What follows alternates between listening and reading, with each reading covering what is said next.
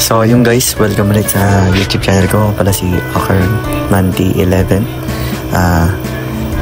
Kung mababasa nyo dun sa aking thumbnail ay namatay ang aking minamahal na Fortune Lobster. Ayan siya. Nakita nyo dyan sa video na yun na may kamay ng Fortune Lobster dun.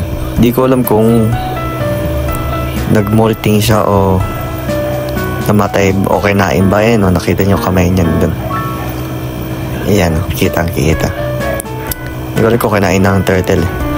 Tapos eto, nagbabasking yung dalawang turtle. Kitang-kita na pinubuli ng mali siyang box turtle yung false map.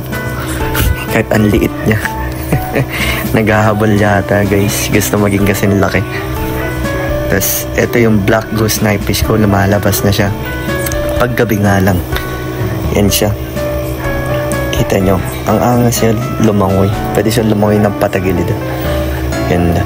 Ginugulo niya dyan sa loob yung parrot fish. Pinabuli niya. Yan. Angas yung lamoy guys sa patayo.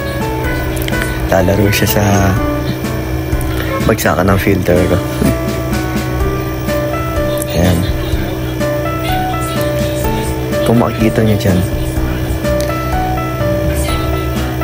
may gurami pa dyan pero nawala na yung gurami ko na yun. Yan siya guys, black goose knife fish. Ganda niya talaga, lumangoy pa atras. Ito yung tank ko ngayon. Kung mapapansin nyo, wala nang kataba. Nauubos na nila. Sinimot. Pusog na pusog yata itong mga to, lalo na yung Oscar. Daming nakain niyan for sure. Yan, ganda lumangoy na arawana. Kala mo slow motion siya lumangoy. Yung ko'y napagod. Steady. Makita nyo sa left side yung huweta ko. So yun lang guys.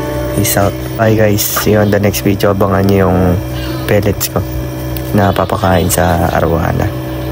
Hindi naman arwana. Sa mga buy shirt ko guys. Yun lang. Bye bye. Peace out.